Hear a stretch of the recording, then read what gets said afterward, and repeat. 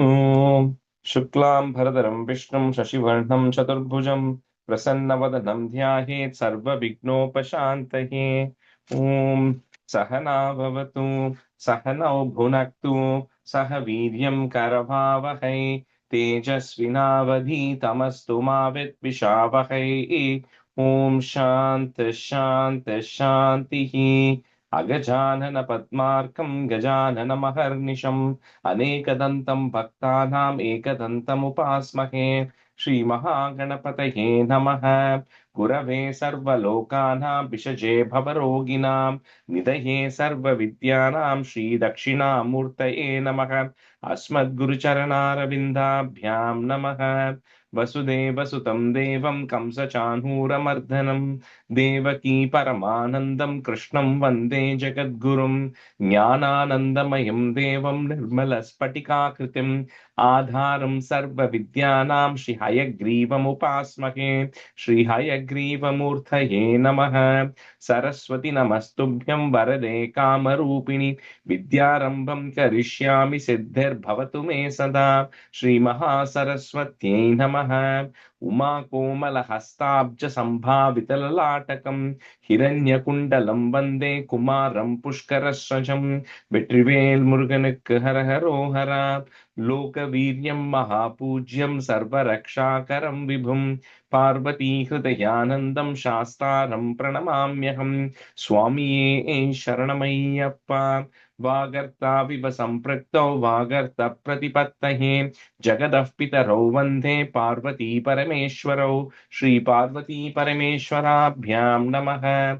कोमलं पूजयन् वेणुं श्यामलोऽयं कुमारकः वेदवेद्यं परं ब्रह्म तस्मै श्रीगुरवे नमः। अस्मद्गुरुचरणारविन्दाभ्यां नमः। श्रीकृष्ण गोविन्द हरे मुरारे श्रीनाथ नारायण वासुदेव। श्रीकृष्ण गोविन्द हरे मुरारे श्रीनाथ नारायण वासुदेव। श्रीकृष्ण गोविन्द हरे मुरारे श्रीनाथ नारायण वासुदेव। पीताम्बरं करविराजितचक्रशङ्खकौमोदकी सरसिजं करुणासमुद्रं राधासहायम् अतिसुन्दरमन्दहासं वातालयेशम् अनिशं हृदि भावयामि। कृष्णो रक्षतु मां चराचर गुरुः कृष्णं नमस्ये सदा। कृष्णेनैव सुरक्षितोऽहमसकृत् कृष्णाय दत्तं मनः। कृष्णादेव समुद्भवो मम विभो कृष्णस्य दासोऽस्म्यहम्। कृष्णे भक्तिरचञ्चलास्तु भगवन्। हे कृष्ण तुभ्यं नमः। श्रीगुरुवायूरप्पा शरणं नम्राणां सन्निधत्ते सततमपि पुरस्तैरणभ्यर्थितानपि अर्थान् कामानजस्रं वितरति परमानन्दसान्द्रां गतिं च। इत्थं निःशेषलभ्यो निरवधिकफलः पारिजातो हरे त्वं क्षुद्रं तं शक्रवाटी ध्रुममभिलषति व्यर्थमर्त्यव्रजोऽयं। श्रीगुरुवायूरप्पा शरणं श्रीभट्टपादम् अनिशं हृदि भावयामि। वंशी विभूषितकरात् नवनीरदाभात् पीताम्बरात् अरुणबिम्बफलाधरोष्टात् पूर्णेन्दुसुन्दरमुखात् अरविन्दनेत्रात् कृष्णात् परं किमपि तत्त्वमहं न जाने. കൈരണ്ടും കൂപ്പി ഞാൻ വീണ്ടുമീറക്കുന്നു നീരജലോചന നിന്നോടായി. ഏതീനു മഞ്ഞനെ കുമ്പിടേണ്ട തോറു രീതിയിൽ നീ എന്നെ പാലിക്കെന്നായി. കൃഷ്ണ ഹരേ ജയ കൃഷ്ണ ഹരേ ജയ കൃഷ്ണ ഹരേ ജയ കൃഷ്ണ ഹരേ. Good morning, everyone. Okay, so we'll do a quick review of 28 today. Small. So Priya, Ninga, you can do one half, and Gayatri, you can do a second half. परलं तरलानलं पुरस्तात् जलतेरुद्विज कालकूटम् अमरस्तुतिवातमोदनिक्तो किरीशत्सन्तन्निपतौ पपौ पवत् प्रियार्तं विमतः सुरासुरेषु जात सुरभिस्तां सृषि न्यास्त्रितामन् न्यदास्त्रिधामन् न्यदास्त्रितामन् हयरत्नमपूत ते परं तं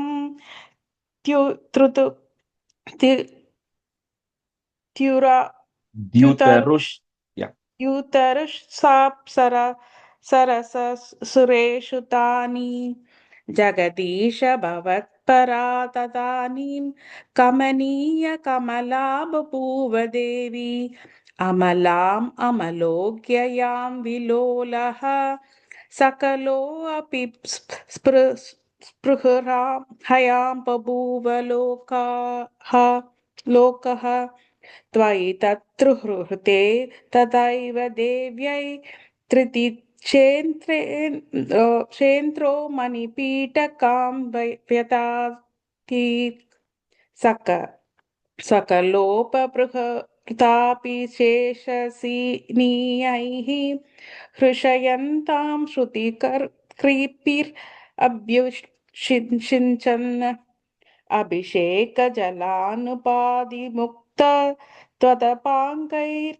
अवमुपुष्टाङ्गवल्लीं मणिकुण्डलपीतशैलहार प्रमुखैस्ताम् अमरातया अपि la quite ब्रेक ಸರಿಯಲ್ಲ and ಮಣಿಕುಂಡಲ quite yeah मणिकुण्डलपीतचेलहार प्रमुखैस्ताम् अमरादाय yeah and the word अभिभूषन् and the last word and that tam varaikum it's correct pramukhai amaradayon vabhushan अमरादयोनभूषन् yeah and that word just continuously continuous. Okay. you can stop there yeah exactly. वर्णस्त्रजमात भृङ्गनादां ददती सा कुचकुम्भमन्दयाना पदशिञ्जित मज्नु नुपूरा त्वां कलितव्रीलविलासमासाद And the third line manju nupura yeah. पदशिञ्जित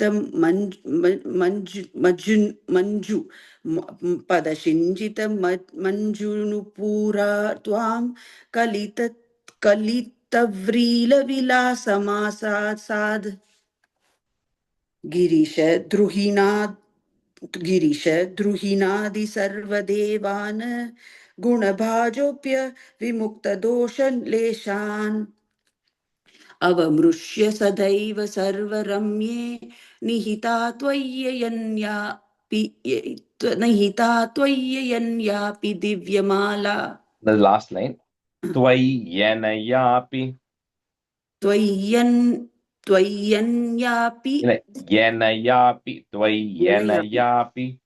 त्वय्यन्यापि दिव्यमाला. I think you're still saying in, you're saying it is na. Tvayanayapi. Tvayanayapi. You keep saying in and in illam. It's na. Tvayanayapi. Tvayanayapi. Yeah, that's it. Yeah. निहिता त्वय्यनयापि दिव्यमाला Ursa तरसा ममानिथैनां भुवनानां जननीमन्यभावां त्वदुरोविलसत्तदीक्षन् श्री परिवृष्टया परिपुष्टमास विश्वम्. A second line, Gayatri, in the last word, Jananeem Ananya Bhavam. जननी अनन्य भावाम. Jananeem Ananya Bhavam. Oh, जननी, okay. जननीम अनन्य भावाम. अतिमोहन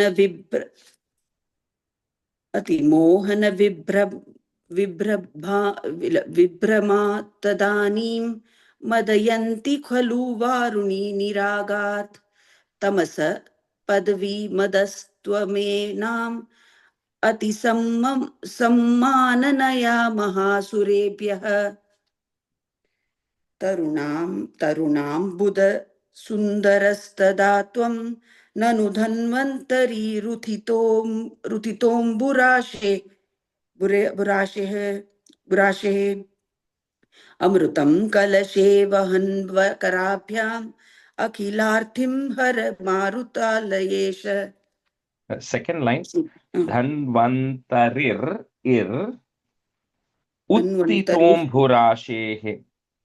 Dhanvantarir Rutitombhurashe. It starts with the U. Uttitombhurashehe. Uttito. Oh, Uttito. Okay.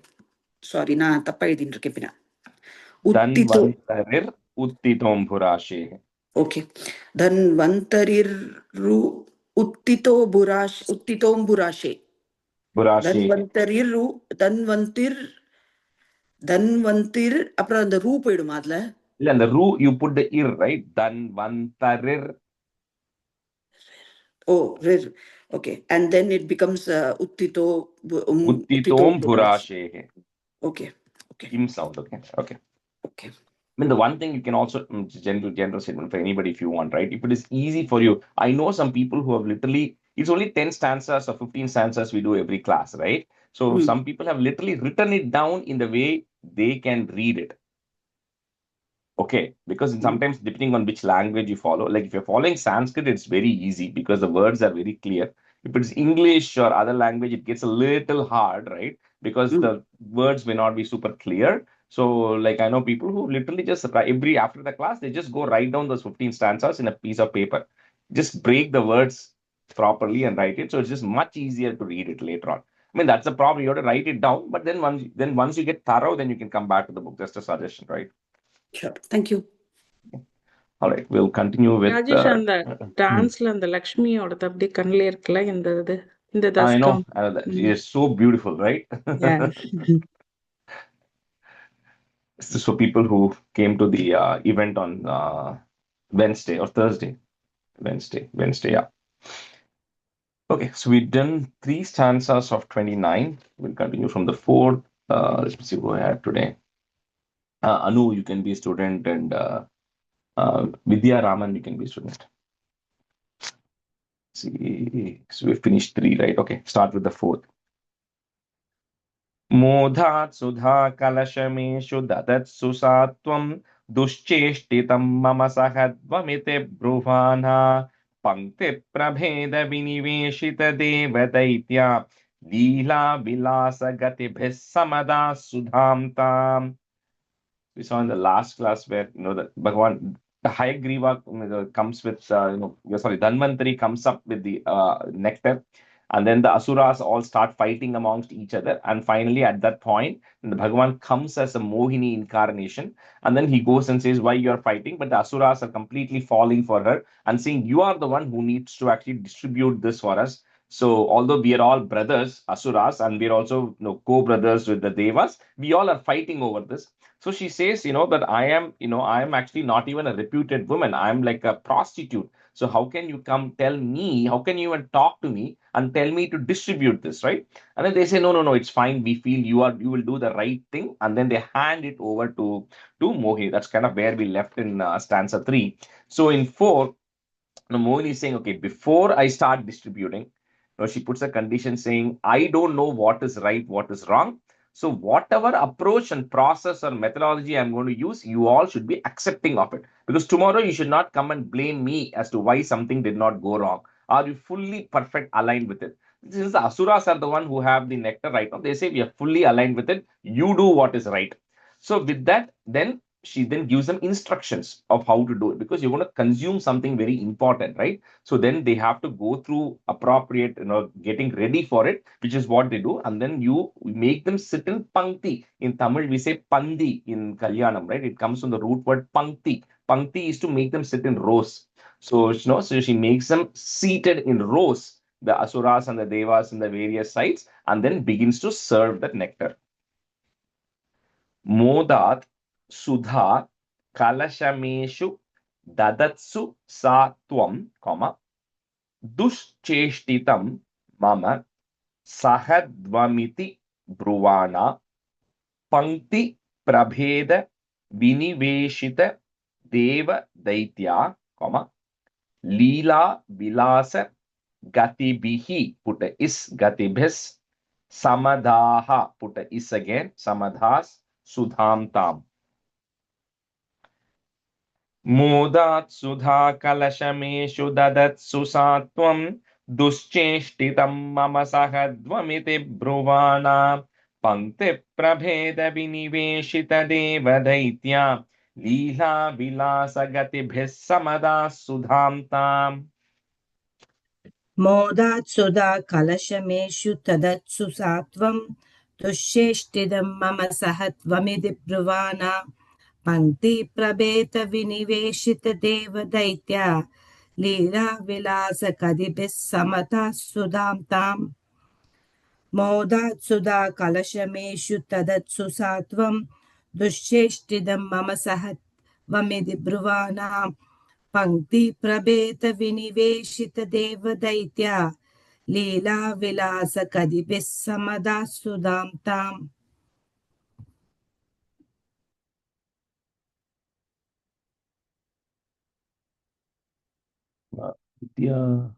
What's the mute looking?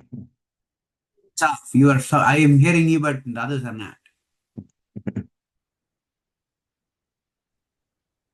Sorry about that. Yeah. Modat sudha kalashameshu dadatsu satvam dusseshtitam mama zahatvamiti pravana bhankti prabheda viniveshita deva daitya leela vilasa gadabis samata sudham tham. Modat sudha kalashameshu dadatsu satvam dusseshtitam mama sahatvamiti prabhana Pankti prabheda viniveshita deva daitya leela vilasa gadabis samata sudham tham. Sounds just fine. Asma swiham pranayini sureshu teshu josham stiteshvata samapya sudham sureshu tvam bhakta loka vashako nija rupametya swarbhanumarda paripita sudham vyalavihi. So the advantage of telling ahead of time that I don't know what is right is nobody will question you then. So what Mohini does is she first goes and talks to the demons, asuras, in a very sweet voice, because she has to make sure that they are, trusting her even more, right? So she speaks to them in a very nice voice. But then what she ends up doing is she first goes and starts serving the devas. Devas are sitting in some other place. So she first goes and starts serving them. Now, what happens is the asuras are in a very delicate position. They are the ones who called her. They are the ones who handed it to her. Even though she said no, they said okay. So now they know something is wrong because she's not serving them. She's serving the devas. But nobody wants to go question because they feel it'll just break their relationship. They get in a very awkward situation, right? Because they don't want to go tell her, why are you doing that? Because then she'll say, you trusted me, I will come to you. So nobody gets up. So they're all just patiently waiting. There's one asura who, what he does is he realizes that something is wrong.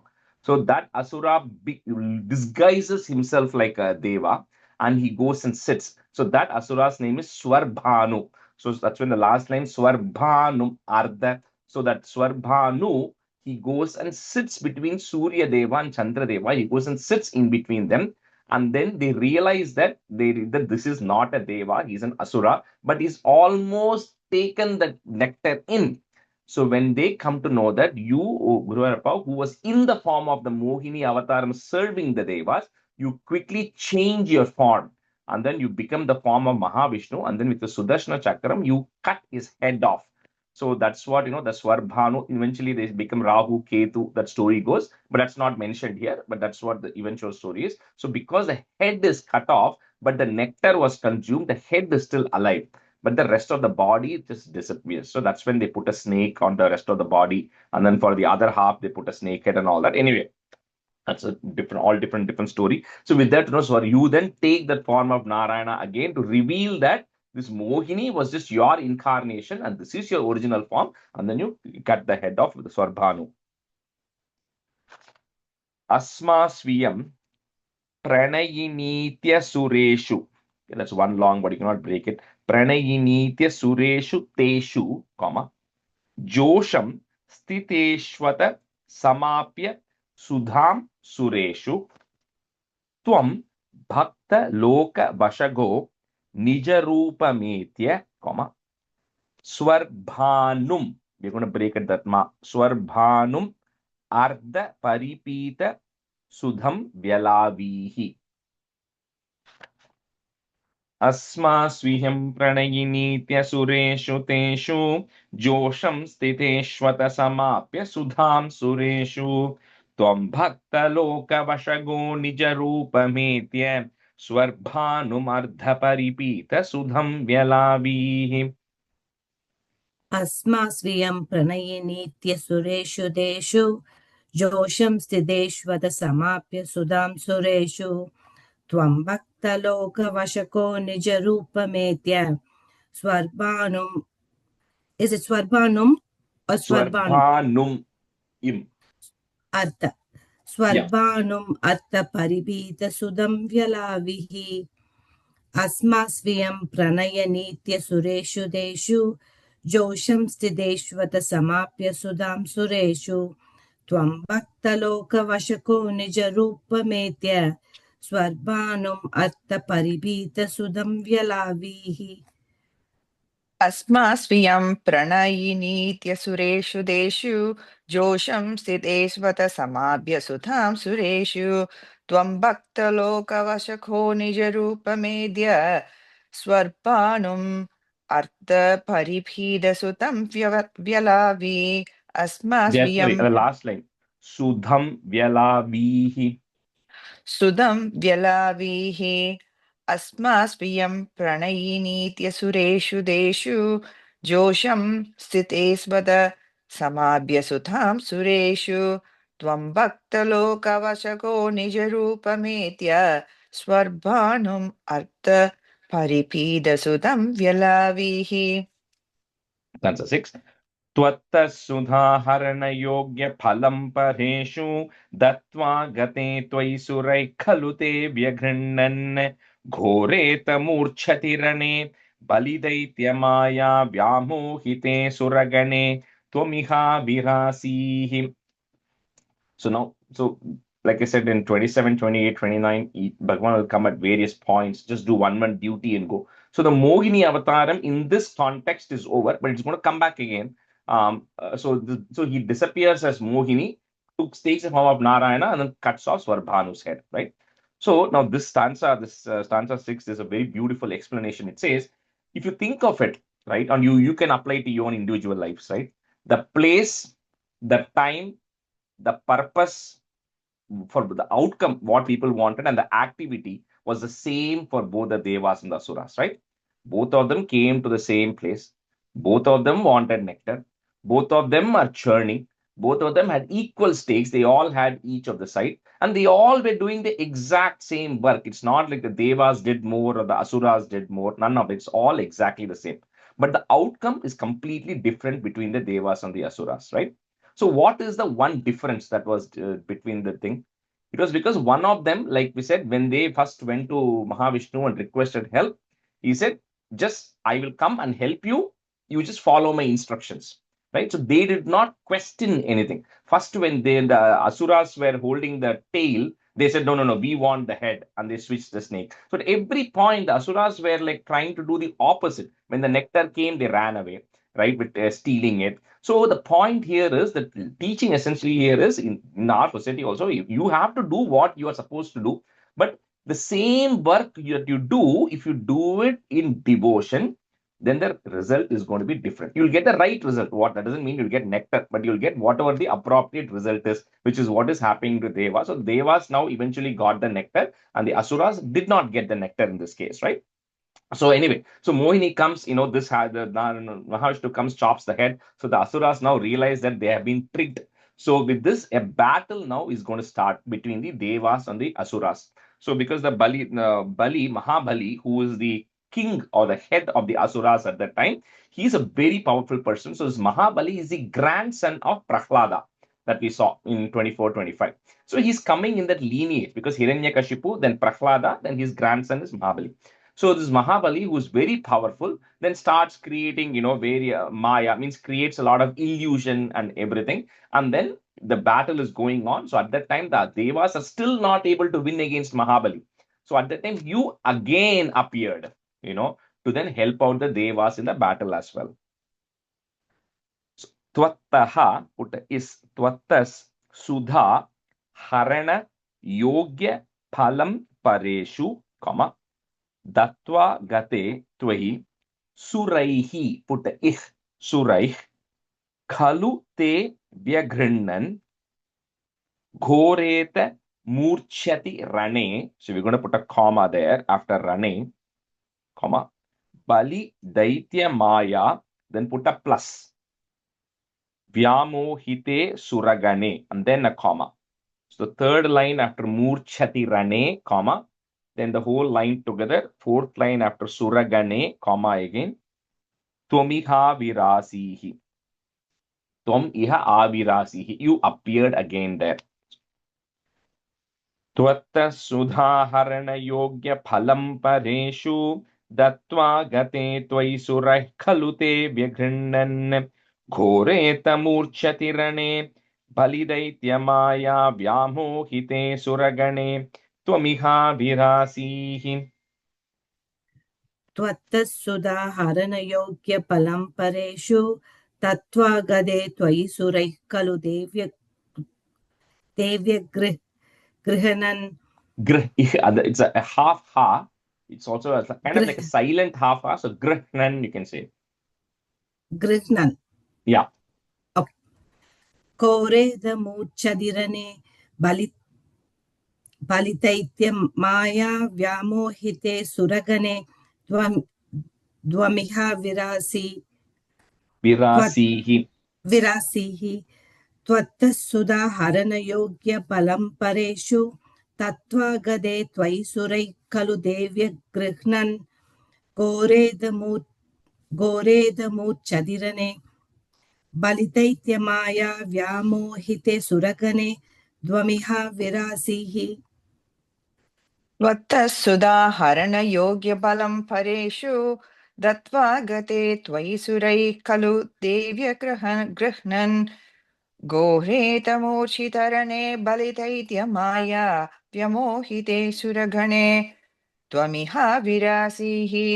Vidya, the third line, just so that the reason I broke that the particular way was not to mix the meaning there. So the Murchati Rane, like comma, and then Balidaitya Maya Vyamohite Suragane. Oh, now pause panna. I thought I paused. Okay, next time இன்னும் கொஞ்சம் pause பண்றேன். Okay. त्वत्तस्सुधाहरणयोग्यबलं परेषु दत्त्वा गदे त्वयि सुरैः खलु देव्यगृह्णन् घोरेतमूर्छितरणे बलितैत्यमाया व्यमोहिते सुरगणे त्वमिहा विरासीहि. The third line, second word, Murchati. मूर्छतिरणे. Yeah. That's a 7. Tvam kalane mimatamali mukanja gantha shakro jagana balijamba balan sapakan shushkardra dushkara badhe namuchauchalune phenena naradagirajnaruno ranam tvam.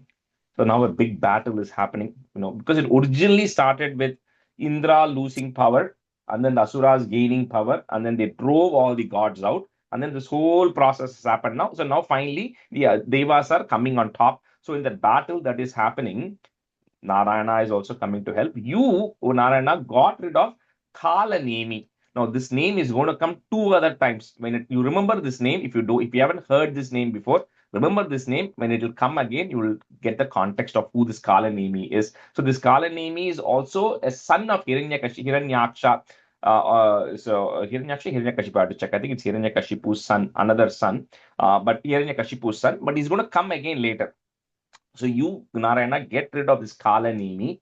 And then Indra, who is there, gets rid of all of the Bali, Jamba, and all of those other Asuras. Indra is able to get rid of. Bali doesn't die, but he, weakens him or gets rid of him for now. Now, in the battle, there is another asura called as, Namuchi. This Namuchi, very similar to Hiranyakashipu, he's also got all kinds of boon from Brahma saying how he can be killed. And one of the interesting boon he has is he should be killed with something which is neither a solid nor a liquid, or something more like it should not be wet, it should not be dry. That is the exact boon he has. So with that, what Indra does is he then creates a weapon out of foam, FOAM, foam, which is neither wet nor dry, because it might look dry, but if you touch it, you can still feel a little wet. So that combination, Indra creates something, and with that, you then get rid of Namuchi also. And eventually the battle keeps going on, but Brahma and Narada come in and then they stop the battle that is happening. Because anyway, the Devas have become powerful now, so they stop the battle and the Asuras go back. Tvam kalane mimata Mali Mukanja Gantha, Shakro Jagana Bali Jamba Valan Sapakan. Each of them were names: Bali, Jamba, Valan, Sapakan. Shushkardra Dushkara Vade Namuchau Chalune. Put a plus penena, because the penena is the foam. So Namuchaucha lune penena, then comma. Narada gira nyaruno ranam tvam. Tvam kalane mimatamali mukanja gantha. Shakro jagana balijam bhavalan sapakan. Shushkardra dushkara vadhe namuchaucha lune penena. Narada gira nyaruno ranam tvam. Rajesh, and the pain pati edo chonele, it got cut off. Oh, so the Namuchi, the Asura, one of his boon was very similar to Hiranyakashipu. He had a lot of conditions. One of the conditions he said was he should not be killed with anything, a weapon, which is, it should neither be wet nor should it be dry. So if a sword is a dry weapon, right? It's not liquid. And then you can also, liquid with water. He should not be killed with either of those, right? So Indra ends up creating a weapon made of foam. Oh, okay. Like the norai, right? The foam. So with that, he creates a weapon, because that is neither dry, it's one of those intermediary state, right? So with that, he creates a weapon. That is where the word feinena is coming. And with that, he gets rid of Namuchi. Okay, thank you. Tvam kalane mimatamali mukanja gantha. Shakro jagana balijam bhavalan sapakan. Shushkardra dushkara vadhena muchauchalune phenena. Narada gira nyaruno ranam tvam.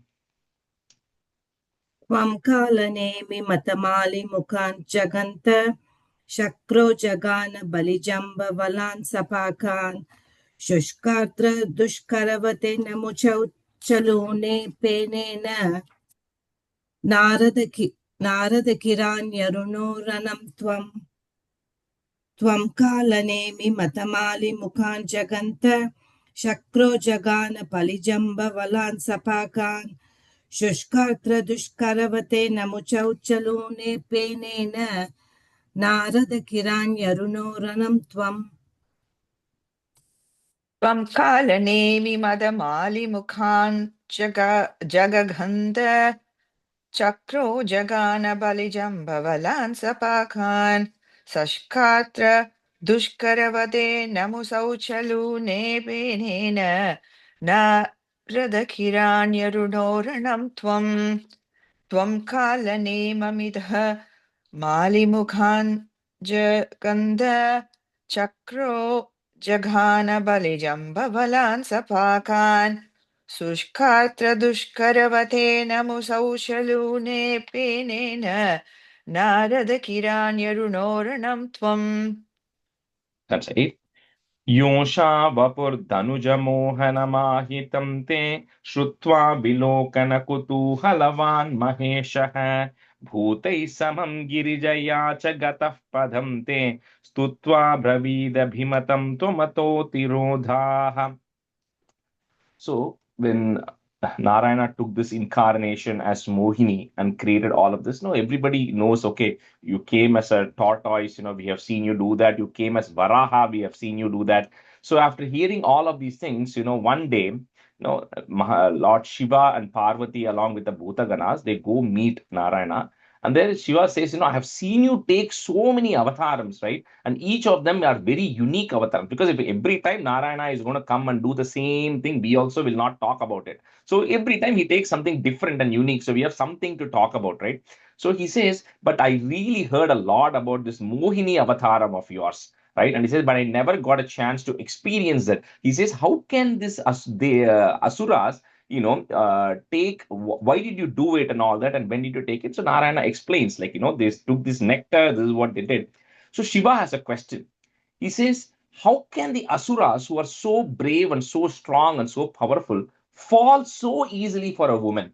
Right? How did they fall for it so easily? How did they give up so easily? Right? He says, I'm really surprised how this happened, and I really want to understand, right? What was the Maya in there because of which the asuras actually fell for that? That is a question that Lord Shiva asked. So Narayana says, okay, let me explain it to you, and then I'll show you some time. And then with that, he then disappears from there. Yosha Vapur Danuja Mohana Mahitam Te, Shrutva Bilokana Kutuhalavan Maheshaha Bhutai Samam Girijaya Cha Gataha, put a F, Gataf Padam Te, Stutva Bravida Bhimatam. So that word, that Stutva Abravid, but you have to say that word together. So I'm just going to break at one point if you want. The da that is coming, you can break it into a it and a a. So Stutva Bravit Abhimatam, if you want to break it. Or you can say it together. Stutva Bravid Abhimatam Twamato Tirodhaha. Yosha Vapur Dhanuja Mohana Mahitam Te Shrutva Vilokana Kutuhalavan Maheshah Bhutai Samam Girijaya Cha Gatah Padam Te Stutva Bravida Bhimatam Twamatho Tirodhaha. Yosha Vapurdanujamohana Mahitam Te Shrutva Vilogana Gudu Halavan Maheshah Bodai Samam Girijaya Cha Kadaf Padam Te Stutva Pravida Pimadam Tvamado Tirodaha. Yosha Vapurdanujamohana Mahitam Te Shrutva Vilogana Gudu Halavan Maheshah Bodai Samam Girijaya Cha Gadaf Padam Te Stutva Pravida Pimadam Tvamado Tirodaha. Yosha Vapurtaj Yosha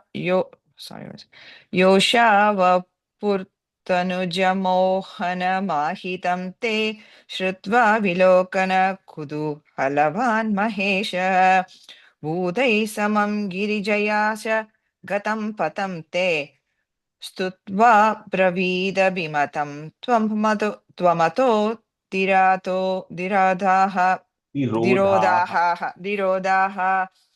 Yosha Vapurtanujamohana Mahitam Te Shrutva Vilokana Kudu Halavan Maheshah Bhudai Samam Girijaya Cha Gatah Patam Te Stutva Bravita Bimatam Twamadho Dirodaha.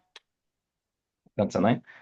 Aramasīmani cha kanduka ghata līlā lolāyamāna nayanām kamanīm manogņām Tvāmeshya vīksha vigalat vasanām manobhu vegādanangari puranga samālilinga. I'll say 9 and 10 meaning together.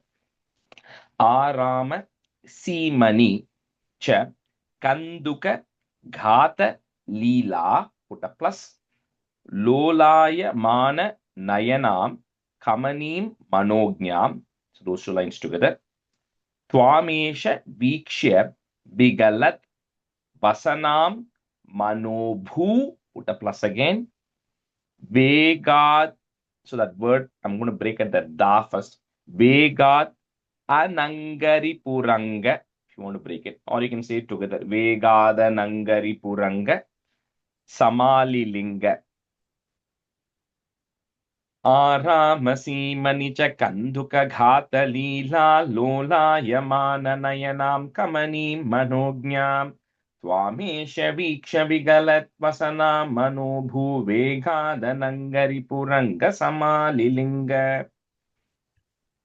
आरामसीमणि च कन्दुककादलीला लोलायमान नयनां कमनीं मनोन्यां त्वामेष वीक्ष्य विगलत्वसनां मनोभू वेगात्तनङ्गरिपुरङ्गसमालिलिङ्ग आरामसीमणि च कन्दुककादलीला लोलायमान नयनां कमनीं मनोन्यां त्वामेष वीक्ष्य विगलत्वसनां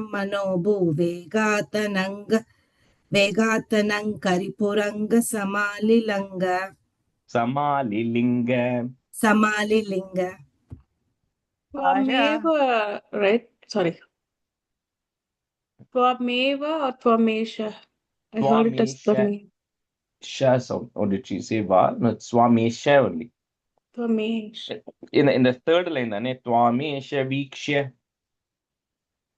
அந்த line தானே? Oh, you're on mute, Priya. என்கிட்ட வேன்னு இருக்கு நான் மாத்திக்கிறேன். Okay, just Tvamesha. change it to Sha. Yeah. Tvāmesha. Sorry. Masi sakanduka khadalila lola yamana nayanam kamani manognyam Tvame savikshya vikalattvasana manovu vekata nangari puranga samalilinga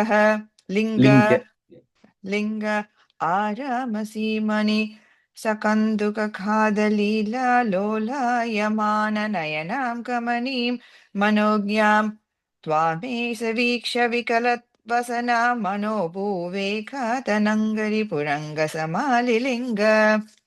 That's it then. Bhūyopi vidrutavatīm upadhavya devo virya pramoksha vikasat paramartha bhodah Tvanmanitastava mahatvamuvacha devye tattādrishastvamavavāta nikhethanātha. So the question of Shiva, like saying, how can these asuras fall for, out of lust, right? Fall for a woman when they have so much control. So at that time, Narayana disappears. And then suddenly, in one of the areas there where Shiva and Parvati are there, Shiva is seeing one very beautiful woman who's standing there. And Shiva, of course, is the Mahayogi. He's the one who has control over all the senses of the entire world, right? So he's the Parama Yogi. So Shiva is seeing this person who's very beautiful, one lady who's a woman who is there. And then somehow he's not able to take his eyes off of her. And he knows more than anybody else that is not the right thing. But somehow he keeps getting distracted, right? And then even though Parvati was right next to him, he ends up going after that woman. And he goes after that woman. And then when he's about to go alinga, means to embrace, when he's about to embrace that woman, he suddenly comes to the realization what has actually happened, right? So at that time, he realized that even Shiva, who's the great yogi who has control over all the senses, was very, for a second, he was able to not, he just lost it because of the illusion that was getting created, right? With this Mohini who was actually going there. So that's what it does, to prove, essentially saying that the illusion of the Lord, that they can trick your senses very easily. So what to say of the asuras who can be very easily tricked? Then Shiva then goes and tells Parvati in this stanza, saying that even somebody like the greatest, the gods themselves can sometimes very briefly fall under the illusion. So very easy for common humans or anybody else to get captured. So, when we all worry about why am I not getting able to control my senses on any of those things, we should realize it's not going to be easy. It's not an easy thing, because we're in this long, different conversations. I won't go there in terms of how that is, but it's just very hard. Right? So it's very hard to control the senses and everything. And with this, this Dasakam comes to an end, where, it says, oh Guruvayurappa, with this, you then help the Asura Devas in so many different ways, right? From lifting the Mandara mountain to the churning, and then as Dhanvantari incarnation, and then eventually the Swayamvaram with Mahalakshmi, and then Mohini incarnation, and then again came and got rid of Kalanemi and all of that. So with that, this Dashakam, 3 Dashakams of this come to an end. Bhuyopi Vidrutavatim, break at that ma, Vidrutavatim, Upadhavya Devo, comma, Virya Pramoksha Vikasat Paramartha Bodha, Twan Manitas Tava, Mahatwamuvacha, say together, Mahatwamuvacha Devyai, comma, Tattadrishas Twamava Vata Niketa Natha. Bhuyopi vidrutavatim upadhavya devo virya pramoksha vikasat paramartha bodha tvanmanitastava mahatvamuvacha devye tattadrishastvamavavata niketanatha. भूयोऽपि विद्रुतवतीम् उपताव्यते देवो वीर्यप्रमोक्ष विकसत्परमार्थबोधः त्वन्मानितस्तव महत्त्वमुवाच देव्यै तत्तादृशस्त्वमववादनिकेतनाद भूयोऽपि विद्रुतवतीम् उपधाव्य देवो वीर्यप्रमोक्ष विकसत्परमार्थबोधः त्वन्मानितस्तव महत्त्वमुवाच देव्यै तत्तादृशस्त्वमववादनिकेतनाद भूयो बिविद् धृतवतीम् उपाधाव्यदेवो वीर्यप्रमोक्ष विकसत् परमार्थबोधः त्वन्मानितस्व महत्त्वमुवाच देव्यै तत्तादृशस्त्वमववादनिकेतनाद The last line, भूयो last line. Tattadrishas Twamava. तत्तादृशस्त्वमव पादनिकेतनाथ भूयो भवद् धृतवतीम्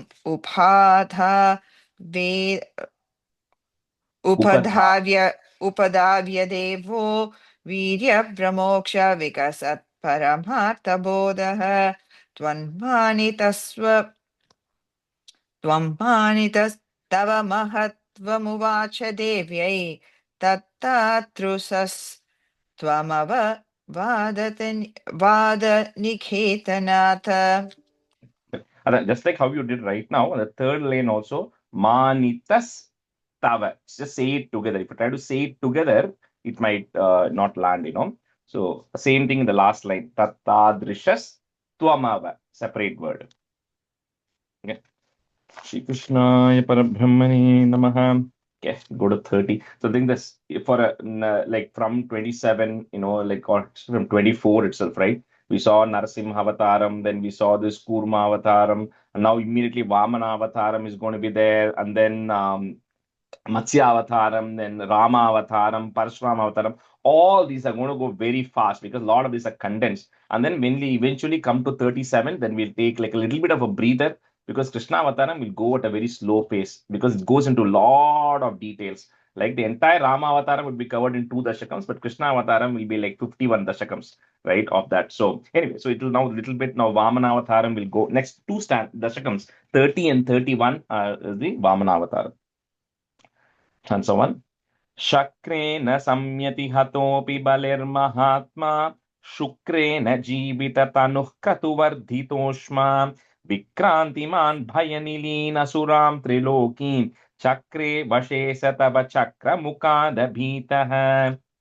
So, a little bit of a continuation, but the continuation doesn't mean it is happening the next day. It is actually happening after a really long time, right? So the Devas gain power, which we saw in that. And it's now, the previous one was happening in a different Manu. Now this is now coming to the Vaivasvata Manu's time. This is going to happen. So like we said, the Devas gain power, and then all this cycle keeps going on, right? Now that Bali Maharaja, who was there, we saw Prahlada's grandson, who was a leader of the Asuras in the previous one, he is still continuing, right? So all of them lived through like thousands and thousands and thousands of years. So this Bali Maharaja is continuing to be the head of the Asuras. So when he was injured in the previous battle with the Devas, Shukracharya, who is the guru of the Asuras, he always has this power of bringing somebody back. Now, it doesn't mean that they are dead and he is physically bringing them back to life. That doesn't ever happen. It means they are severely injured to the point of being dead, and then they are brought back to normalcy, right? That's what Shukracharya does. He brings this Bali Maharaja back. So over a period of time, the Asuras continue to gain strength. Like I said, different Manvanmatra already, more of this. And finally, they are at a point where they are able to go and fight with the Devas again and start ruling them. So that point, that cycle is happening again. So when that cycle happens, then when Maharaja Bali gets strong, so he then goes and performs this sacrifice, or what do you call? He wants to maintain the power. So Shukracharya tells him how he can do it. So he says, it's very easy, Bali. All you have to do is you have to do 100 Ashwamedha Yajnam. You do 100 Ashwamedha Yajnam, you become the next Indra itself, right? Why do you want to just defeat Indra? You are Indra, you'll become that. So with that, Bali says, okay, that's my plan. I'm going to continuously start performing all these yajnams and do all these things so I can become the next Indra. And then he's beginning to conquer over the rest of the worlds again. Shakrena. So here Shakra refers to Indra. So there are three words which people will just kind of mix things. One is Cha, Chakrena. That Chakrena refers to the Chakram, Sudarshana Chakra. Shakrena refers to Indra. Next line, Shukrena will come. It refers to Shukracharya. So you have to be careful of the Cha and the Sha sound there. So Shakrena Samyati Hatopi Balir Mahatma, comma. Actually, we'll just switch halfway point. Sorry, I didn't realize that. Usha, you can be a student, and Baiju, you can be a student.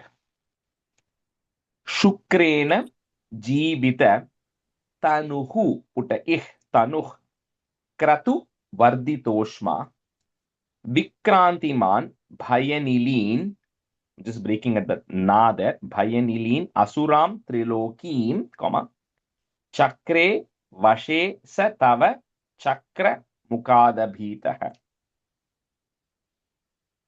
Shakrena samyati hatopi balir mahatma, Shukrena jibita tanuh kratuvardhitoshma, Vikrantiman bhayanilina suram trilokim, Chakre vashe satava chakra mukadabhitaha. Chakreන samyati hatopi balirmahatma, Shukrena jivitatanuh kratuvardhitoshma, Vikrantimana bhaya nalina suram trilokim, Chakre vashe satava chakra mukhada bhitaha. Third line, Bhayanilin asuram. Third line. Bhayanilina asuram. Rajesh, sorry. Bayanilin varnama, Bayanilin. Adoda nirthidum. And if you break that na into in and a, then you'll get the context. Bhayanilin asuram trilokim. Oh, okay. Yeah. Chakrena samyati hatopi balirmahatma, Shukrena jivata tanuh kratuvardhitoshma, Vikrantimana bhaya nalin asuram trilokim, Chakre vashe satava chakra mukhada bhitaha. Usha, that was actually the correction was, it's Nilin, third line. Okay. Vikrantimana bhaya nilin asuram trilokim. Yeah, correct. Shakrena samyati hatobi balir mahatma, Shukrena jivita tanus kratu varditoshma, Vikrantiman bhayanilin asuram trilokim, Chakre vashe satava chakra mukadabhitaha. Shakrena samyati hatobi balir mahatma, Shukrena jivita tanu kratu varditoshma, Vikrantiman bhayanilin asuram trilokim, Chakre vashe satava chakra mukadabhitaha. Answer 2. Putrarthi darshana vashad adithir vishanna, Tam kashyapam nijapatim sharanam prapanna, Tvatpujanam taduditam hi payo vratakhyam sadhvadashaham acharat bhakti purna. So, we saw in one of the times, this Diti, Aditi, who are the wives of Kashyapa. So, Aditi, who is the mother of all the Devas, right? So, she's beginning to see that, these Asuras always keep cycling around, right? Now they are winning. So, as a mother, she was feeling very bad, saying that, how do I get Devas back to whatever their strength is? So, she goes to Kashyapa, her husband, and says that, tell me what is the way, right? I need some help so that the devas will get back to strength. So Kashyapa always says the same thing. He says you have to go meditate on the Supreme Lord, and he says you go do this vratam called as payo vrata. Payo means milk. So payo vratam means a fast with milk, and he says you do this payo vratam, and it is supposed to be done for 12 days. So in the Phalguna Masam, which is February March time frame, in that she starts it. And then she does 12 days of this Payopratam, in which what they do is they only consume milk. They don't consume anything else, right? They only consume milk. And then that's not the point. The point being you keep praying for all those 12 days. That's the key point there, right? So because then this diet, it's not like it's a milk diet, right? It is just to say that I'm going to consume less food. I'm going to be on liquid diet. And then I'm going to then pray all those 12 days and be on meditation, which is what Aditi does, right? And then she does it at a point where the 12th day is the Dwadashi. So she does this Payobratam for that, to pray for a son, pray for a good son. Putrarti Darshana Vashat Adityar. You can break at the Da. Vashat Adityar Vishanna, Tam Kashyapam Nijapatim Sharanam Prapanna Tvat Pujanam Taduditam Hi Payobratakhyam, Sa Dwadashaham, just breaking at that ma, Dwadashaham Acharat Twayi Bhakti Purna, with intense devotion towards you. Putrarti Darshana Vashad Adithir Vishanna Tam Kashyapam Nijapatim Sharanam Prapanna Tvat Pujanam Taduditam Hi Payo Vratakhyam Sadwadashaham Acharat Twayi Bhakti Purna.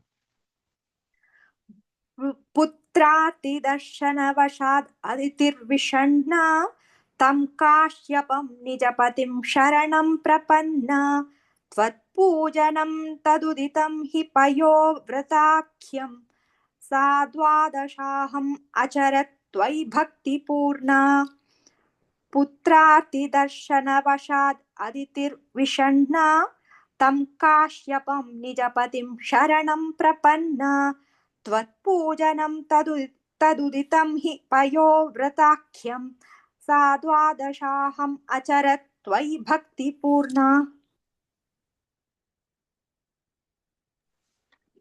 पुत्रार्तिदर्शनवशाद् अदितिर्विषण्णा तं काश्यपं निजपतिं शरणं प्रपन्ना त्वत्पूजनं तदुदितं हि पयोव्रताख्यं साद्वादशाहम् अचरत् त्वयि भक्तिपूर्णा. पुत्रार्तिदर्शनवशाद् अदितिर्विषण्णा तं काश्यपं निजपतिं शरणं प्रपन्ना त्वत्पूजनं तदुदिं हि पयोव्रताख्यं साद्वादशाः अचरत् त्वयि भक्तिपूर्णा.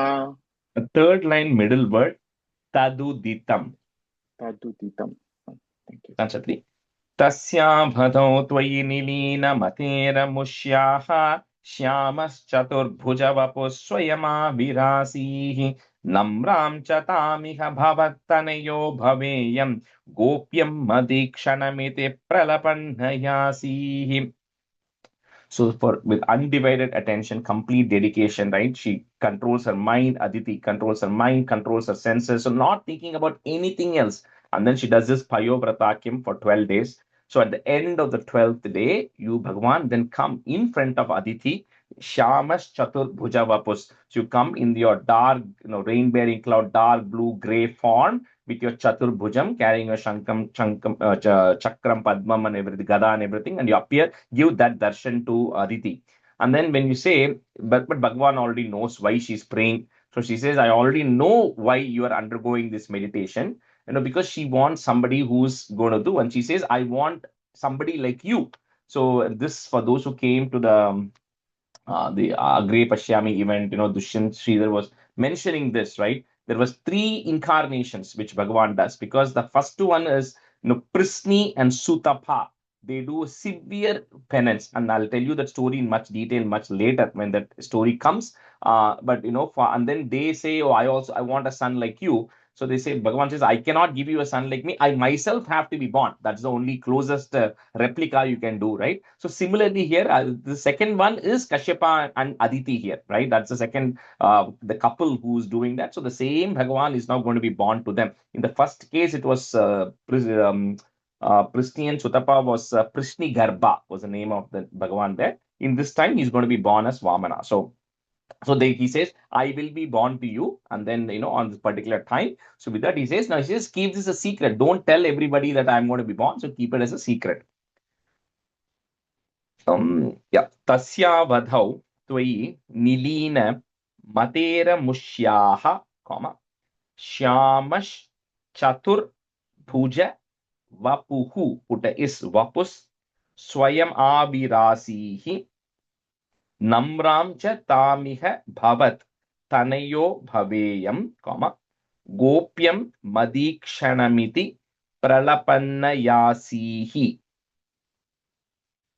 Tasya vadhau tvai nilina matera mushyaha, Shyamaschaturbhuja vapus swayama virasihi, Namram chatamiha bhavattanayo bhaveyam, Gopyam madikshanamiti pralapannayasihi. तस्यावदौ त्वयि नलिनम् अतेर मुष्याः श्यामाश्चतुर्भुजवपुः स्वयम् आविरासिः नम्रां च तामिह भवत्तनयो भवेयम् गोप्यं मदीक्षणमिति प्रलपन्न यासिः. Busha, first line Nilina on the word.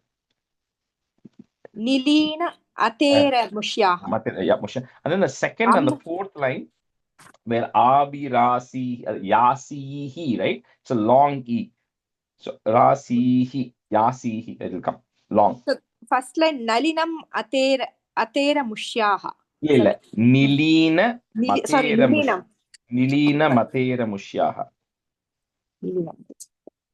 Yeah. Tasya bhadau tvai nilinam atera mushyaha Shyamaschaturbhuja vapuh swayam avirasihi Namram cha tamiha bhavattanayo bhaveyam Gopyam madikshanamiti pralapannayasihi. In the first line, you don't have to break that ma. Nilina Matera Mushyaha. It just goes together because that ma, it cannot be broken there. So okay, It's Nilina a different word. Matera Mushya is a totally different word. Nilina Matehe. It's Nilina Matera Mushyaha. It's Matehe Amushyaha. Okay.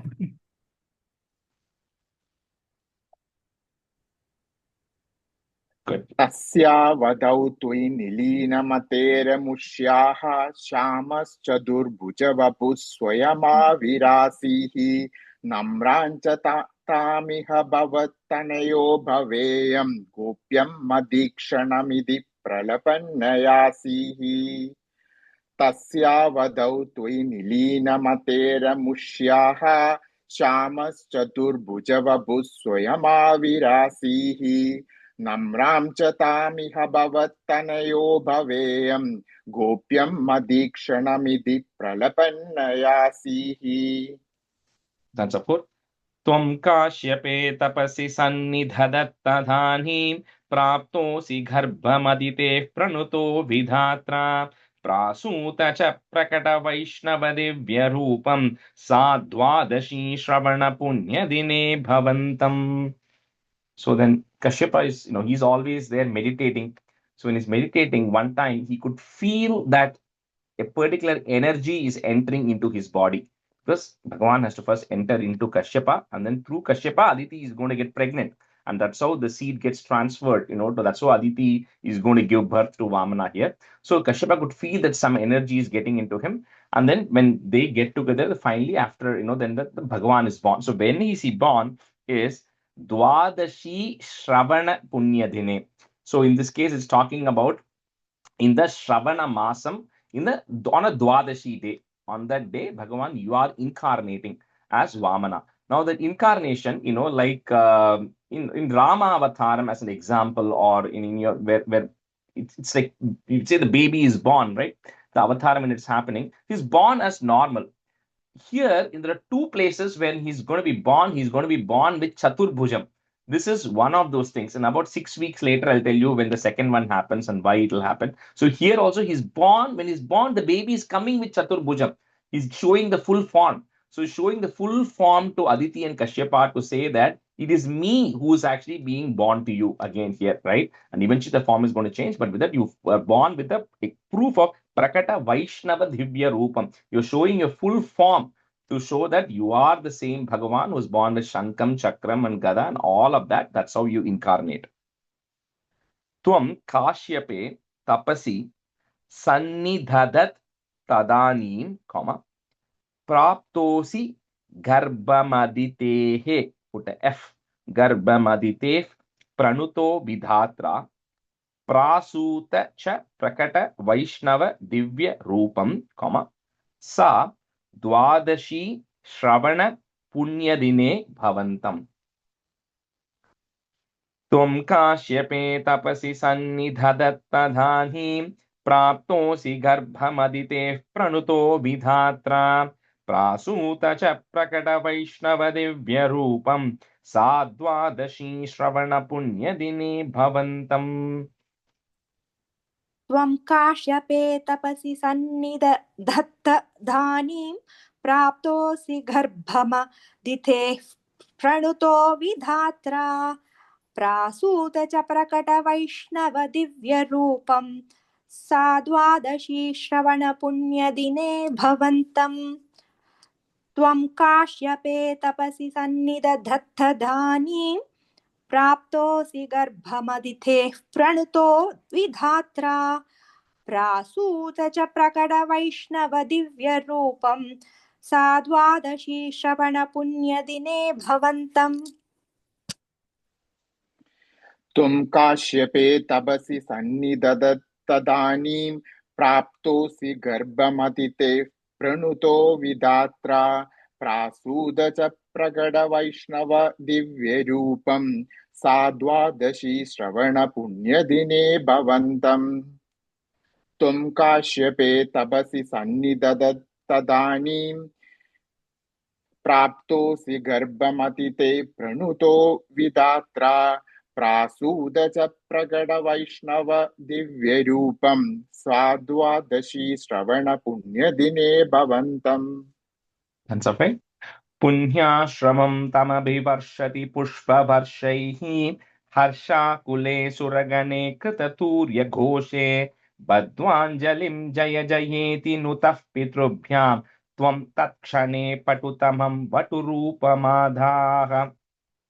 So that form was just shown to. Sorry, go ahead. Yeah. Rajesh, in that previous one, right? Can you just tell that first line again? And I didn't get that Sanni Dadhat. So first da in Sanskrit, second da in Sanskrit. It Sannidhadat Tadanim. Okay, thank you. So in this, that form was shown to Kashyapa and Aditi, only to them have, because not everybody gets to see that form. So that was special, the darshan that was given to Aditi and Kashyapa. But that is also to show that I am the same Bhagavan who is being born here. And with that, then that form goes away. And then you immediately take the form. In Vamana Avataram, Bhagavan is not going to waste time growing up. He's come for a specific purpose, right? So he's born and immediately he takes the form of a Vatu. Vatu means like a young boy. So Vatu Rupa Madaha. You take the form of a young boy, like a brahmachari boy, like 7-8 years form. right? That is the form you immediately take. And anytime like this incarnation happens, like you seen before, Brahma and all those gods come to know, and they all come and visit. So they all come and visit Kashyapa's ashramam, and they see that it's Bhagavan who has taken incarnation, and Brahma knows what's going to happen next. So anyway, so they all come and they praise you, and then you quickly become a Vatu there. Punya Shramam Tamabhivarshati Pushpa Varshaihi Visarga comma. Next line, there is a ir on top of the ha that will go away. Harsha Kule Suragane Krita Turya Ghoshe Badvanjalim Jaya Jayeti Nutaha, put a F, Nutaf Pitrubhyam, comma, Tvam Takshane Patutamam Batu Rupamadhaha. So there are at least three known instances where the parents actually, Bhadvan Anjalim, they fold their hands and do prayers to their son.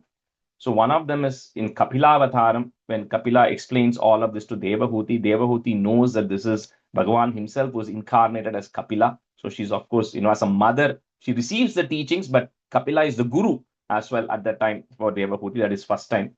Here is the second time where both the parents, Kashyapa and Aditi, are doing Anjali, are folding their hands and doing namaskarams to their newborn son, right? That is the second. The third we'll see in Dasakam 38, when Vasudeva and Devaki will do the same thing when Krishna takes birth, right? So those are the three times where, the parents realize that the son is just a very powerful, Bhagavan himself has taken incarnation, so they have to surrender to that.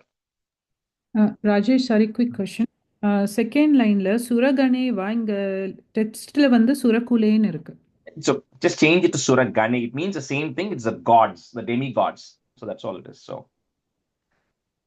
Punyashramam tamabhivarshati pushpavarshaihi harsha kule suragane kritaturya ghoshe badvanjalim jaya jayeti nutah pitrubhyam tvam takshane patutamam vaturupamadhaha.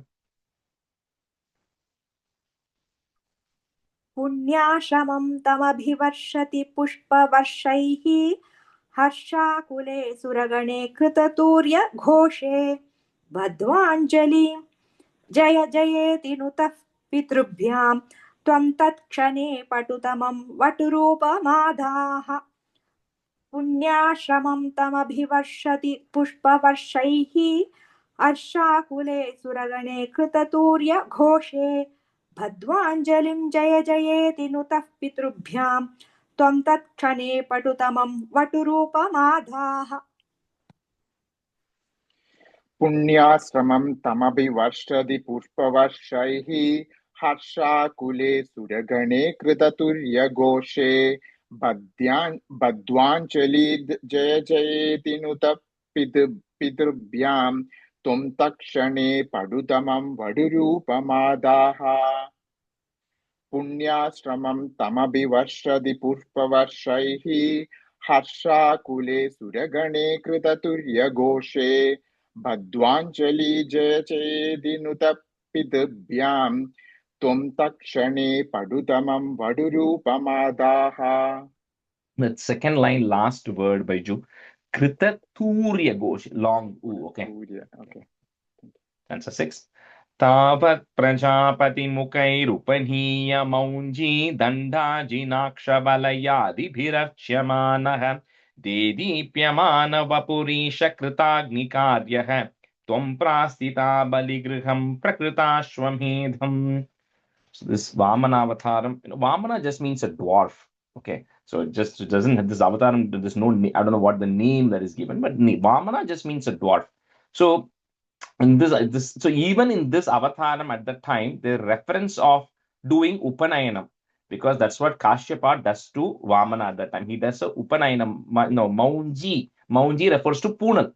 So, they're doing Upanayanam for Kashyapa, and it talks about how every god and everybody who's there is coming there and then helping out. So, like normally the Gayatri mantra is uttered by the Rishi, by the Guru, and then transferred to the father, then the father then does it. But in this case, the Surya Bhagavan himself comes and then utters the Gayatri mantra. He talks about Brihaspati, who is the greatest Guru. He is coming and offering the sacred thread. And then, the brahmacharis carry a kamandalam, the kamandalu, that is Brahma is coming and offering him that. Then Saraswati is coming and offering him the Rudraksha beads which are there. And then, so with this, each of them is coming and offering something. And then, Parvati is the first person from whom Vamana is going and taking the Diksha for the first time. So with this, all of them are coming and they're doing an Upanayanam. And then after that, Kritagni Karyaha, all the brahmacharis are supposed to perform Agni Karyam, so he performs at Agni Karyam, and then Vamana says, okay, now I know Bali Maharaja is continuously doing this Ashwamedha Yajna, and he's about to do the 100th Ashwamedha Yajna.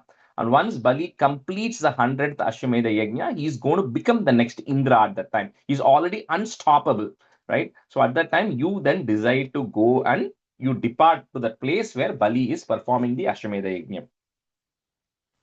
Tavat Prajapati Mukhair. I'm breaking at that Ra intentionally so that you can not break in the wrong place. So Prajapati Mukhair Upaniya Maunji, long E, and then put a plus. Then the next line will also come together. So first two lines together.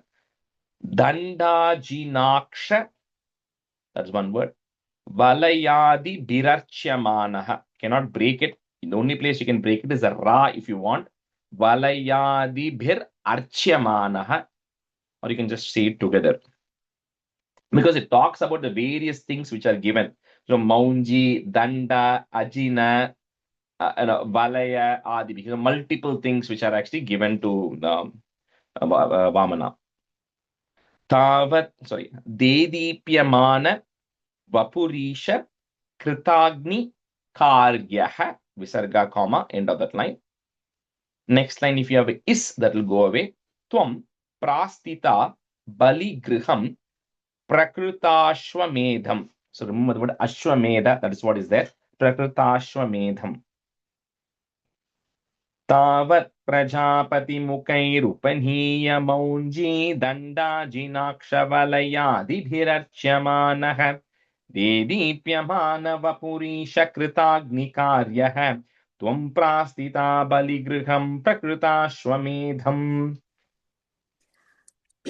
तावत् प्रजापतिमुखैरुपनीयमौञ्जी दण्डाजिनाक्षवलयादिभिरर्च्यमानः देदीप्यमानवपुरीशकृताग्निकार्यः त्वं प्रास्थिता बलिगृहं प्रकृताश्वमेधम् तावत् प्रजापतिमुखैरुपनीयमौञ्जी दण्डाजिनाक्षवलयादिभिरर्च्यमानः देदीप्यमानवपुरीशकृताग्निकार्यः त्वं प्रस्थिता बलिगृहं प्रकृताश्वमेधम्. Fourth line, second word, Prastita. त्वं प्रास्थिता बलिगृहं प्रकृताश्वमेधम्.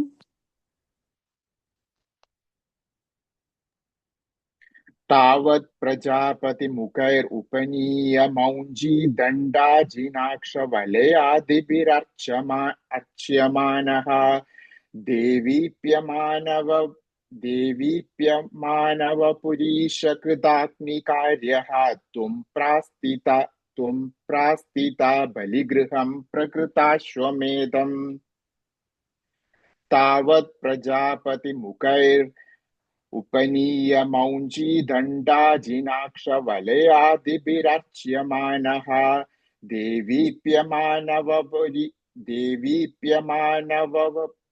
देवीप्यमानवपुरीशकृताग्निकार्यः त्वं प्रास्थिता बलिगृहं प्रकृताश्वमेधम्. After Karyaha, third line, there is a comma. Okay, I don't know if you were trying to say it together, but there's a pause after the third line. Karyaha. Okay, thank you. Stanza 7.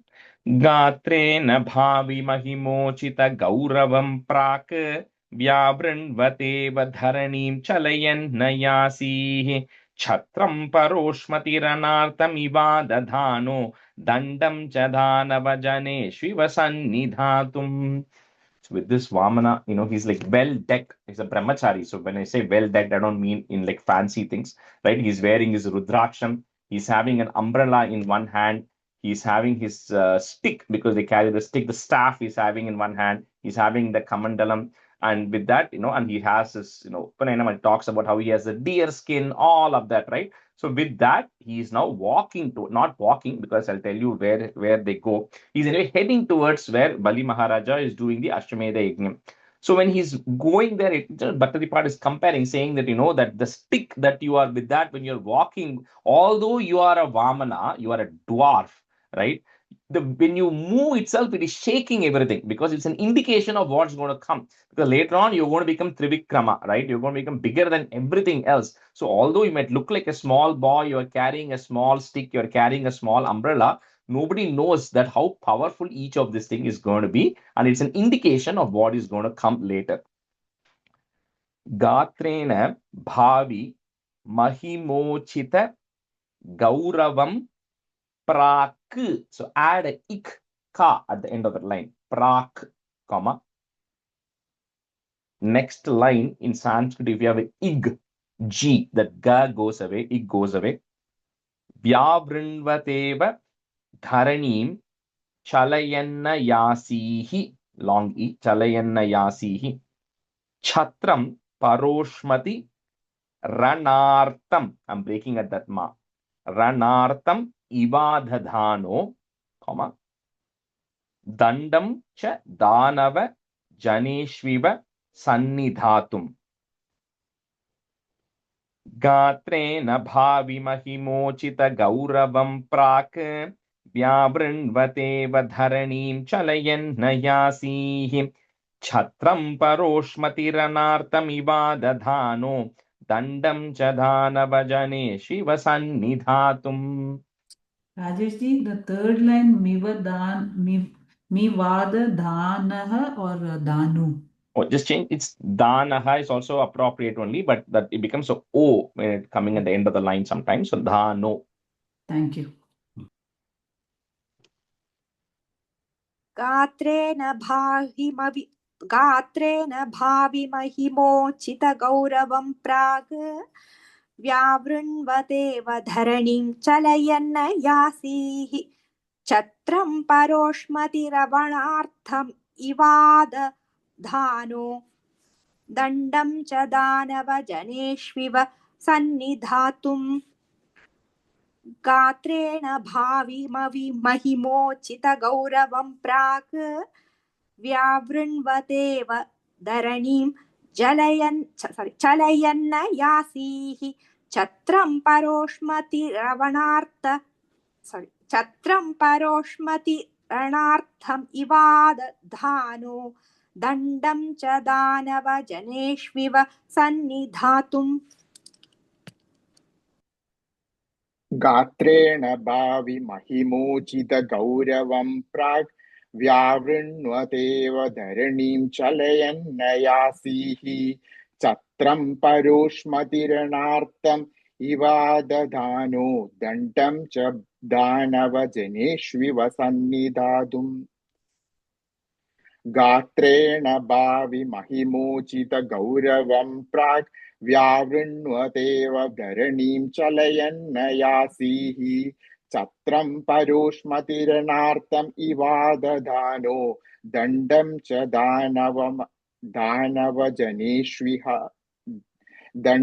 च दानवजनेष्विव सन्निधातुम्. Do one more and stop today. Tam narmadottartate hayamedhashalam ase dushittvairuchatavaruddhanetraihi bhaswan kimesha dahanonu sanat kumaro yoginu koyamiti shukramukai shashanke. So where is this Vamana right now and where is he coming, right? So Kashyapa and Aditi. Aditi is the mother of all the devas. Kashyapa and Aditi are in Swarga Lokam. They are not in this earth, first of all. And Bali Maharaja, he is ruling over multiple worlds. The Asuras are generally in the lower consciousness worlds, which are the bottom worlds. But because Bali Maharaja is ruling, he could also has access to the other worlds.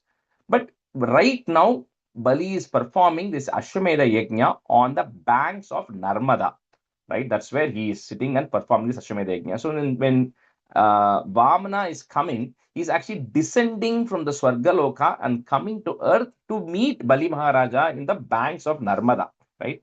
Now, people ask them, why are Kerala people celebrating Onam, right? There's no mention of Onam, first of all, in this. There's no mention of Kerala also, because Kerala is only going to come later when Parashurama is going to dig up the western area and bring the land mass up, which is going to come in the 36th Dasakam only, right? So there are different stories of how Kerala got associated with Onam and Bali Maharaja, but those are all like what you call the tales, right, which are explaining this, but there's no description of any of this in any of this Bhagavatam or in Narayaneeyam or anything, because Bali Maharaja is in Narmada, Narmadotthara, on the upper banks of Narmada in the current Gujarat area. That's where the Ashwamedha again was getting performed. Anyway, so Vamana is coming there. When he's coming there, with the amount of tejas that Vamana has as a brahmachari and the way he's decked up, right? Everybody there is like just stunned. So they all stand up. Shukracharya, all the asuras who are there, they all just naturally want to give him respect.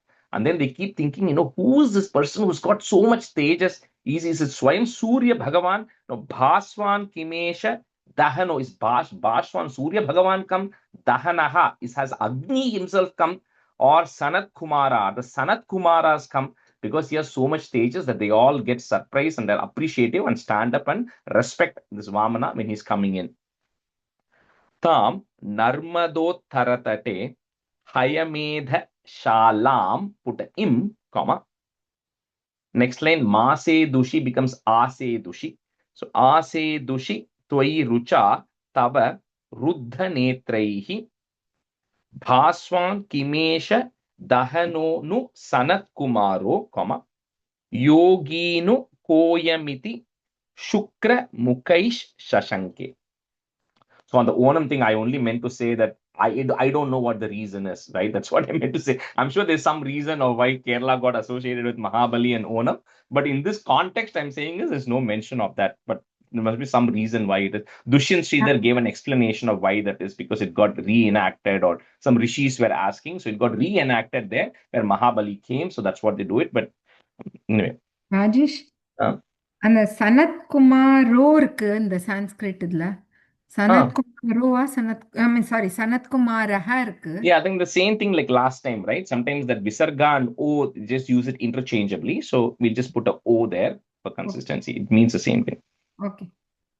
All right, so we just do one time because we're out of time here. Tam Narmadottharatate Hayamedha Shalam Ase Dushit Tvayi Rucha Tava Ruddha Netraihi Bhaswan Kimesha Dahano nu Sanat Kumaro Yogi Nukoyamiti Shukra Mukai Shashanke. Tam Narmadottharatate Hayamedha Shalam Ase Dushi Tvairucha Tavaruddha Netraihi Bhaswan Kimesha Dahano nu Sanat Kumaro Yogi Nukoyamiti Shukra Mukhai Shashankai. Yeah. Tam Narmadotthara Hayamedha Shalam Ase Dushi Toi Rucha Tava Ruddha Netraihi Bhaswan Kimesha Dahano nu Sanat Kumaro Yogi Nukoyamiti Shukra Mukai Shashanke. Shri Krishnaya Parabrahmane Namaha. Sandhanandhavabodhatmakamanupamitam kaladeshavadibhyam nirmuktam nityamuktam nigamashatasahasrena nirbhasyamanam aspashtam drishtamatre punarurupurushartatmakam brahmatattvam tattavadbhati sakshat gurupavanapure hanta bhagyam jananam kahena vacha manasendriyerva buddhyatmana va prakrite swabhavat karomi yatyat sakalam parasmai narayanahyeti samarpayami. Thank you everyone. Thank you. Rajesh, அந்த event இருந்ததுன்னு சொன்னேன்ல அந்த சிகாகோல, அது recording இருந்தா share பண்ணுவீங்களா? Yeah, one person posted it on Facebook, so since it's already public, I will send you those videos in the group. Okay, thank you. Thank you. Thank you, Rajesh. Bye, Rahul. Thank you.